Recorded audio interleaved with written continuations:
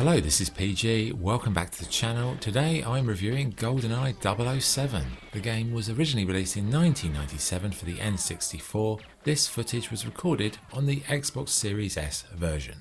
GoldenEye 007 is a first-person shooter developed by Rare. The game was based on the James Bond film of the same name, where 007 attempts to stop a crime syndicate using a deadly satellite weapon.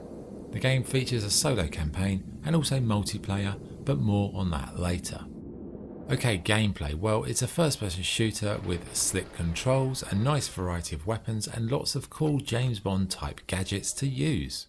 You'll be hacking computers in secret bases, you'll be sneaking in stealthily to the military barracks, or just shooting everything that moves when your cover gets blown.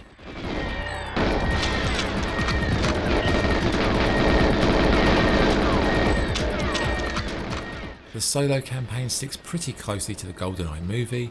The levels, they're quite large, they're complex, they're quite demanding as you progress deeper into the narrative. It's a really enjoyable campaign and it features a plethora of memorable missions, and more importantly, it captures the essence of James Bond.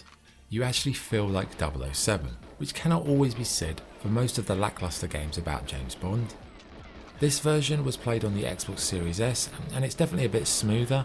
The controls felt a little modernised, but in general it's not too different to the game that I played on the N64. Now, a great campaign is one thing, but great multiplayer, that's something else. Thankfully GoldenEye might well be one of the greatest multiplayer games of all time. For me personally, it brings me back to a time when I was at home with 3 of my mates playing 4-way split screen on a big TV as we all desperately tried to kill each other. It was something that really just hit the spot, and anyone who was gaming at that time will remember GoldenEye, especially the multiplayer, and they will smile.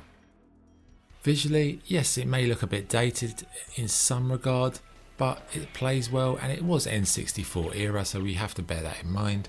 But it's functional. Maybe it's not as user friendly as it could have been. Maybe they could remake GoldenEye. That would be good, wouldn't it? I'd buy that. Remake GoldenEye from the ground up. I'm on board. Anyway, sound. The music was really top drawer stuff, with my personal favourite being the watch theme, which kicks in when you pause the game. That is an amazing piece of music, and the sound effects also pretty good. Anyway, the verdict.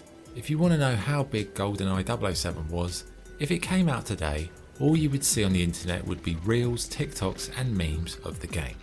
Solo, multiplayer, it was a buzz at the time, and whether you were at school, college or work, people who loved gaming, they were talking about GoldenEye. It was a bloody amazing game, and it still is. It's still very good, remarkably good for its age. It's another one of those kind of children of Half-Life games that spawned after that Valve classic. GoldenEye, Red Faction, Perfect Dark, iconic era of first-person games that just expanded it from being like Doom and Quake, kill everything, to having story and narrative, and mixing it with Bond was perfect. So, what's my score? GoldenEye 007, 10 out of 10, an iconic game from history, still plays very well, and it is such good fun. Even after all these years, I really enjoyed playing it again. Anyway, that's the review. Thank you for watching. This is PG, signing off. Cheers.